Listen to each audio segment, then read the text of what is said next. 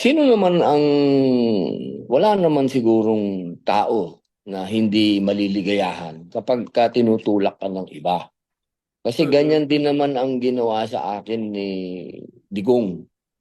Wala, hindi man ako kasi politiko talaga eh. Si Digong lang naman talaga yung nagsabi sa akin na pumasok ka sa politika. Dahil ayoko talaga ng politika. Mm. Gusto ko lang sabihin sa mga kaibigan ko kasi si Jimmy. Kaya ganyan yan, si Jimmy. Mm. Maraming salamat sa mga kaibigan ko na nagtutulak sa akin at sa paniniwala po ninyo. Pero siyempre, ang realidad niyan, meron niya ang sinusunod na, kumbaga, bago mapunta sa akin yan, siyempre Mm. uunahin natin yung mga tunay na politiko na talaga. Una dyan ay si Manang Amy Marcos, Mm. pangalawa ay si Senator Alan Cayetano, Mm. susunod ay si Senator Bongo. Ang susunod diyan ay si Senator Bato. Merong hierarchy yan eh. Hindi po pwede na ako kagad kasi ako'y bago lang dito sa politika. Oo, meron tayong susundan na kapag ka sinabi mong Duterte supporters at mga loyalist ni Duterte, meron talaga yon na sinusundan. At para sa akin, ang pinaka-senior niyan ay si Manang Aimee. Dahil makikita naman natin nung nanalo si Digong, ang unang-unang sinasabi ni Digong, gusto niyang mag-unite ang mga Pilipino, kaya niya pinalibing si Marcos Sr. 'Di ba? Para matapos na ang hidwaan ng mga Ilocano at ng ibang ah, Bisaya, 'di ba? Yung mga ganyan. Yun ang mga ideal ni ano yan eh, mga ano ni Digong. So ako sumusunod lang doon. Mm. Ako yung nagpapasalamat sa mga nagtutulak, siyempre. Maraming salamat po sa inyo. Pag-utos si Digong, walang pwedeng mag-utos sa akin kahit sino, si Digong lang. Kasi ayaw ko talaga ng politika. Alam naman lahat ng mga nanay ko, alam yan, mga kapatid ko, asawa ko. Basta sinabi ni Digong, susunod ako. Talaga sir. So ganun kayo ka-obedient sir. If sinabi po ni Pangulong Duterte, you will accede to it sir. Yes, ma'am. Kasi yun, kaya naman ako nandito, ma'am, dahil sa kanya. Mm. Sir, eh, push it further sir ha. In case nga po talagang iutos sa inyo, are you ready for a higher position po? Ay, pinanganak po tayong ready. Lalo na yan, para sa akin, Vice President, hindi naman masyadong, ano yan, puro advocacy lang yan eh. Parang ikaw ang spare tire, di ba? Mm. Kayang-kaya yan. At iisa naman ako ang paniwala naman ng Duterte, isa ako doon. Ako ay ah, kung ano ang, kasi para sa akin ideology kasi ang Duterte eh.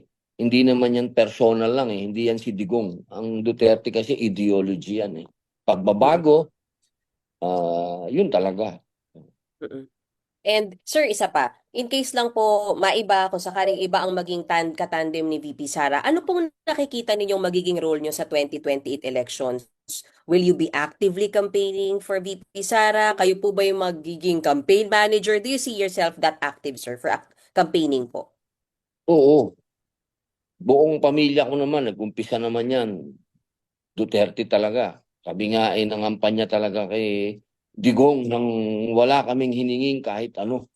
Mm. Katunayan, kami pa gumastos. At ako'y naniniwala talaga kay Inday Sara at kung sino man ang pipiliin ni Digong na maging vice president niya. Ako'y Mm-mm. talagang ano diyan, 100% na tutulong. Will you go as far as being campaign manager, sir? Yun naman lagi ang papel ko.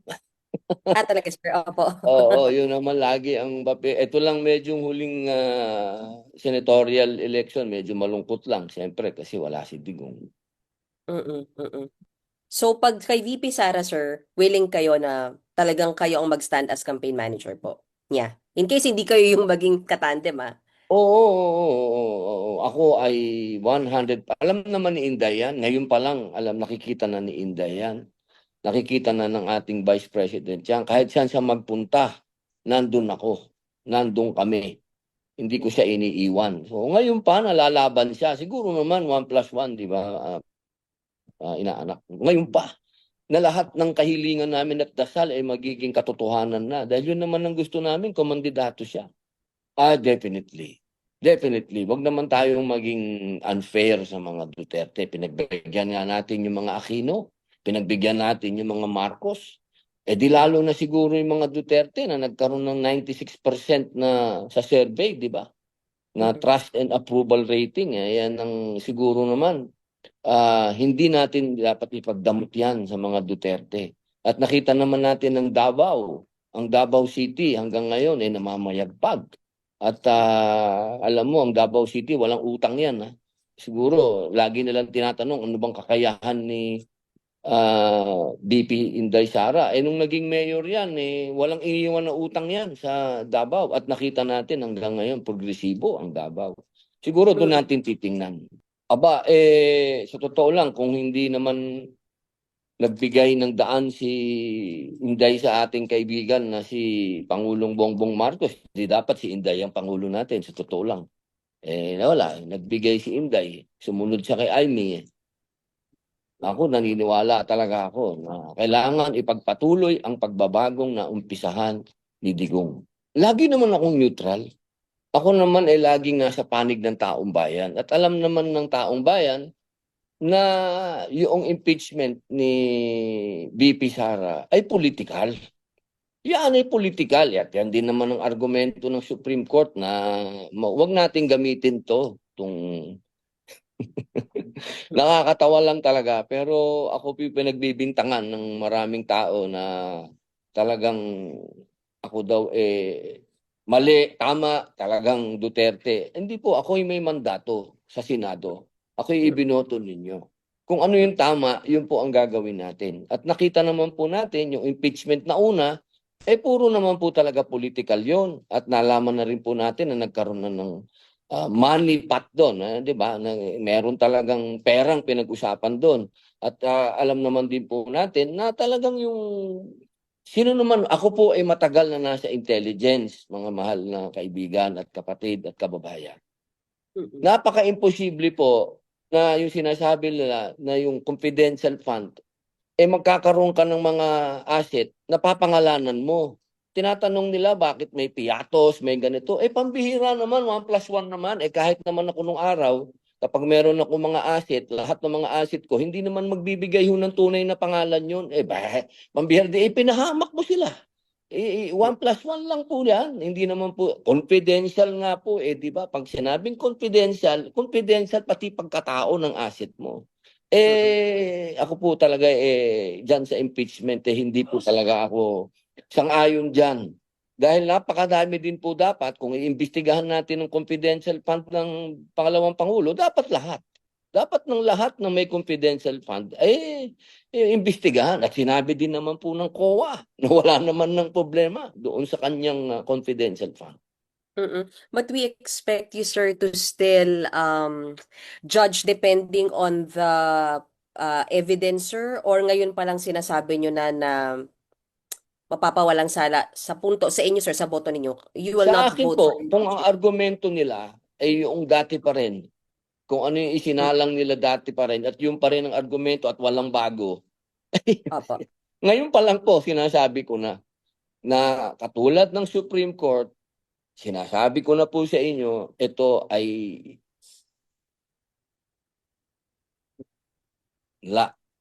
Opo.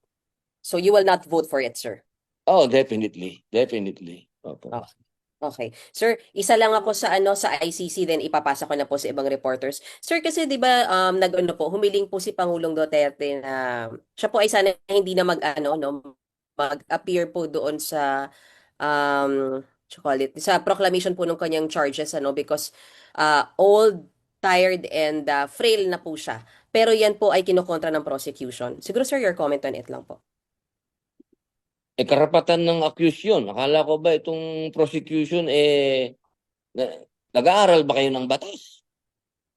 Karapatan ng, ano yun, ng accused yun. Kung ayaw niyang humarap, lalong-lalo na, matanda na siya. Karapatan niya yun, human rights, lahat ng klase ng law pwede niyang gamitin para hindi siya lumabas diyan.